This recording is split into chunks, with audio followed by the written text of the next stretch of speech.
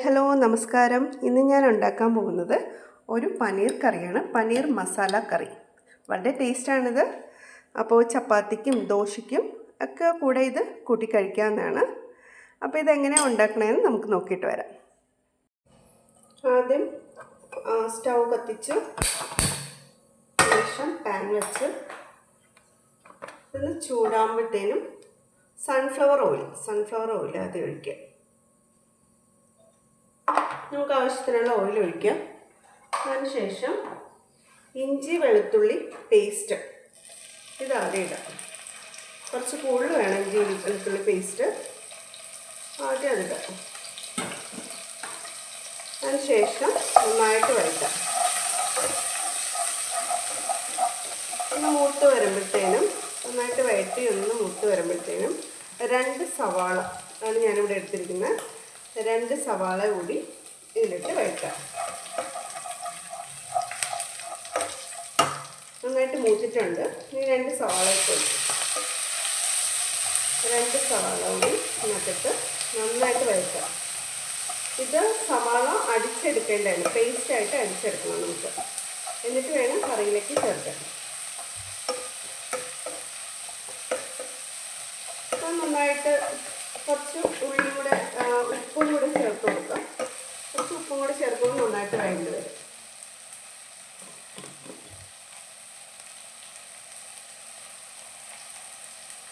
ഉപ്പ് ചേർത്ത് കൊടുത്തു. ഒന്നുകൂടെ നന്നായിട്ട് വഴറ്റാം.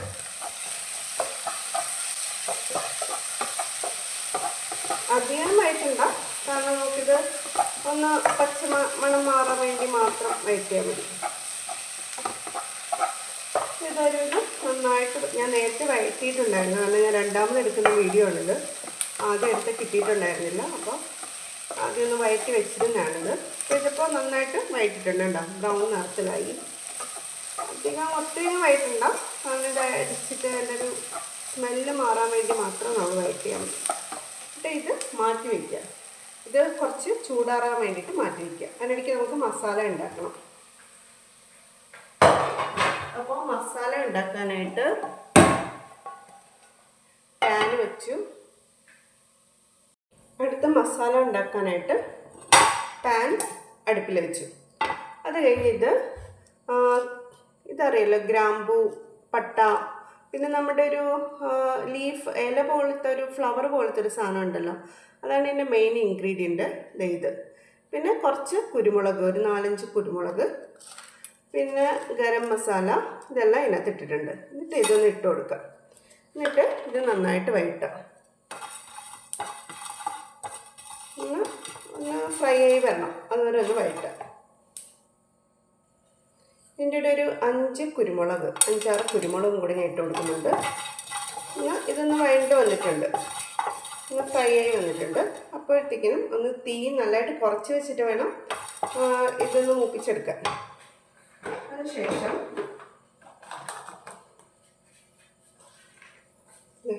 മല്ലിപ്പൊടി, ആദ്യം ഇടുന്ന മുളക് പൊടി നമ്മുടെ എരിവിന് ആവശ്യമായിട്ടുള്ള 2 സ്പൂൺ മുളക് പൊടി ഞാൻ എടുത്തിട്ടുണ്ട്. അത് കഴിഞ്ഞിട്ട് മല്ലിപ്പൊടി, അതും ഒരു 2 സ്പൂൺ മല്ലിപ്പൊടി എടുത്തിട്ടുണ്ട്. പിന്നെ കുറച്ച് മഞ്ഞൾപ്പൊടി, 1 ടീസ്പൂൺ മഞ്ഞൾപ്പൊടി, കുറച്ച് മതി മഞ്ഞൾപ്പൊടി. മുളകൊക്കെ നമ്മുടെ എരിവിനനുസരിച്ച് മതി. അത് ഇതിനകത്ത് ചേർക്കേണ്ടതെന്ന് വെച്ചാൽ കാശ്മീരി ചില്ലി പൗഡറാണ് ചേർക്കേണ്ടത്. അപ്പോൾ കാശ്മീരി ചില്ലി പൗഡർ ഒരു സ്പൂൺ കാശ്മീരി ചില്ലി പൗഡർ. തീ ഓഫ് ചെയ്യുക, അല്ലെങ്കിൽ പിന്നെ അത് കരിഞ്ഞു പോവും. തീ ഓഫ് ചെയ്തു. ഇനി ഇത് നമുക്ക് അടിച്ചെടുക്കേണ്ടതാണ്. അടുത്ത് ചെയ്യേണ്ടതെന്ന് വെച്ചാൽ, ഇനി കുറച്ച് പനീർ ഞാൻ എടുത്തിട്ടുണ്ട്. ഇത് കുറച്ച് ഞാൻ എടുത്തിട്ടുള്ളൂ. ഈ പനീറിനകത്തേക്ക് ഒരു സ്പൂൺ മൈദാപ്പൊടി, കുറച്ച് മൈദാപ്പൊടി ഇട്ട് നന്നായിട്ടൊന്ന് മിക്സ് ചെയ്യുക.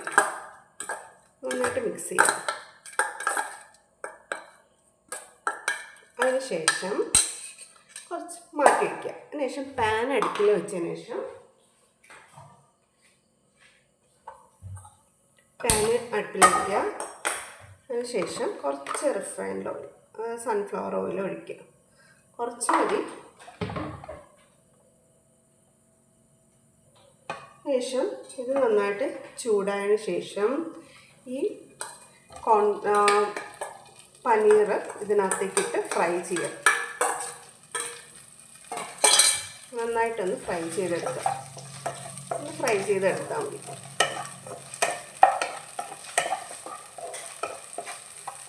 നന്നായിട്ട് ഫ്രൈ ആയതിനു ശേഷം നമ്മൾ ചെയ്യേണ്ടതെന്ന് വെച്ചാൽ കുറച്ച് ഒന്ന് ഫ്രൈ, നമുക്ക് ആവശ്യത്തിന് എത്രയാണെന്ന് വെച്ചാൽ ഒന്ന് ഫ്രൈ ചെയ്തെടുക്കാം. മൈദ തന്നെ ഇടണം. കോൺഫ്ലവർ ഇട്ട് കഴിഞ്ഞാൽ അത് വേറൊരു ടേസ്റ്റിലേക്ക് മാറും. അപ്പോൾ 1 സ്പൂൺ മതി. 1 സ്പൂൺ മൈദ ഇട്ടൊന്നും കുഴപ്പമില്ല. 1 സ്പൂൺ മൈദ ഇടാം. എന്നിട്ട് നന്നായിട്ട് ഇളക്കി കൊടുക്കുക. ഫ്രൈ ആയിട്ടുണ്ട് ഇത്. അതിനുശേഷം നമ്മൾ അരച്ച് വെച്ചിട്ടുള്ള ഉള്ളി നന്നായിട്ട് അരയണം. അരയാതിരിക്കരുത്, നല്ല പേസ്റ്റായിട്ട് അരയണം. അത് അതിൻ്റെ ഉള്ളിലേക്ക് തട്ടി കൊടുക്കാം.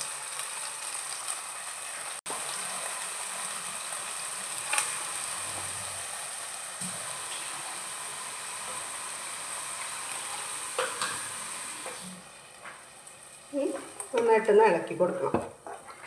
ശേഷം നന്നായിട്ട് തിളയ്ക്കണം. ശേഷം ഉപ്പ് കറക്റ്റാണോ നോക്കണം.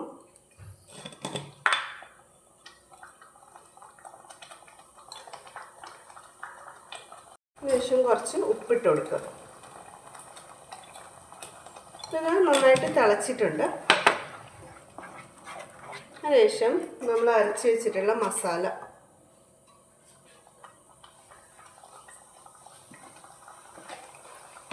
നന്നായിട്ട് അരയ്ക്കണം. അതുകൂടി ഇതിൻ്റെ അകത്ത് തട്ടി കൊടുക്കുക.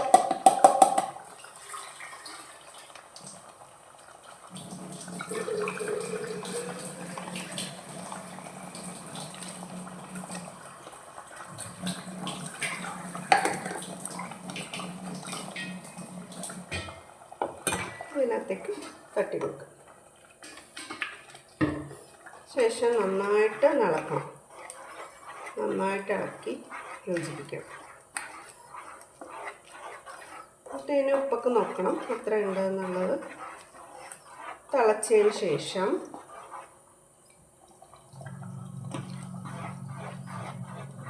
ചെയ്യേണ്ടത് എന്താണെന്ന് വെച്ചാൽ ഇതിനകത്ത് കുറച്ച്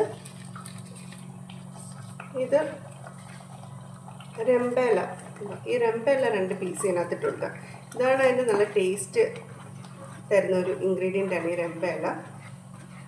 അപ്പോൾ ഇത് ഇതിനകത്തേക്ക് ഇട്ട് കൊടുക്കുക. രമ്പയില ഇട്ട് കഴിഞ്ഞ് അത് നല്ലതായിട്ട് തിളച്ചിട്ടുണ്ട്. നമ്മൾ പാകത്തിന് ഉപ്പ് നോക്കണം.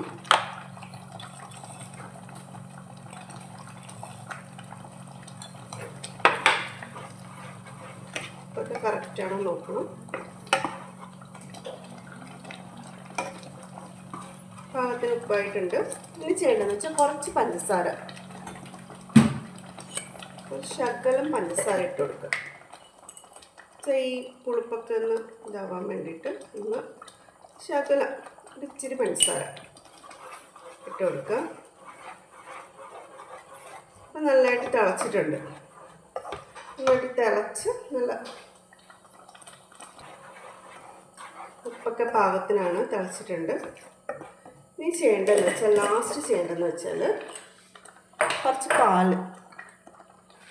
നമ്മൾ ഫ്രഷ് ക്രീമൊന്നും ഉപയോഗിക്കേണ്ട, പാല് ഉപയോഗിച്ച് ഫ്രഷ് ക്രീം ഉപയോഗിക്കുമ്പോൾ വേറെ ടേസ്റ്റ് ആവും. പിന്നെ ഫ്രഷ് ക്രീം ആവശ്യമുള്ളവർ വേണമെങ്കിൽ ഉപയോഗിക്കാം. പിന്നെ ഞാനത് ഉപയോഗിച്ചിട്ടില്ല, അതുകൊണ്ട് എനിക്കറിയില്ല. അപ്പോൾ ഒന്ന് ഫ്രഷ് ക്രീം ഒന്ന് ഒഴിച്ചു കൊടുക്കുക. അതിനകത്ത് ഫ്രഷ് ക്രീമല്ല, ഇപ്പം ഞാൻ ഒഴിച്ചിരുന്ന പാല് ഒഴിച്ചു കൊടുക്കുക. ഇത്രയേ ഉള്ളൂ സംഭവം. അത് കഴിഞ്ഞിട്ട് നമ്മൾ ഇടേണ്ടതെന്ന് വെച്ചാൽ മേത്തിയല്ല, കുറച്ച് മേത്തി എന്നിട്ട് കഴുകണം. കഴുകി വേണം ഇടാം. കഴുകിയിട്ട് മേത്തിയുടെ ഇല കുറച്ച് മതി, നമുക്കിഷ്ടമുണ്ടെങ്കിൽ. പിന്നെ മല്ലിയില ഇടാം, എന്തെങ്കിലും അങ്ങനെയൊക്കെയുള്ള സാധനങ്ങളൊക്കെ ഇടാം. അതൊക്കെ നല്ല ടേസ്റ്റാണ്. നല്ല ടേസ്റ്റായിട്ടുണ്ട്. കുറച്ചും കൂടി ഉപ്പ് വേണം.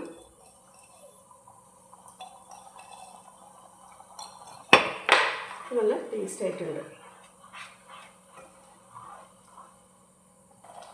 നന്നായിട്ട് തിളച്ചിട്ടുണ്ട്. ഇനി നമുക്ക് വേണമെങ്കിൽ ബട്ടർ ഇടാം, ഇതിൻ്റെ മുകളിൽ വേണമെങ്കിൽ ബട്ടർ ഇട്ട് കൊടുക്കാം, എല്ലാം ചെയ്യാം. കഴിഞ്ഞ് നമ്മളിത് മാറ്റി വെച്ചതിന് ശേഷം അടുത്ത ചെയ്യേണ്ടതെന്ന് വെച്ച് കഴിഞ്ഞാൽ ഒരു പാൻ അടുപ്പിലേക്ക് വയ്ക്കുക. അടുപ്പിൽ വെച്ചതിന് ശേഷം ഒന്ന് ചൂടായി വരുമ്പോഴത്തേനും കുറച്ച് എണ്ണ ഒഴിച്ചെടുക്കുക.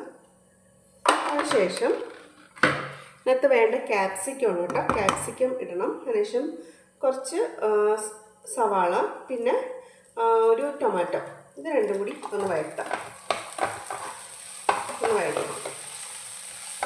സിമ്പിളാണ് കറി, പെട്ടെന്ന് തന്നെ ആവും. എല്ലാം നമ്മൾ ചെയ്ത് വെച്ച് കഴിഞ്ഞാൽ പെട്ടെന്ന് തന്നെ ആവും.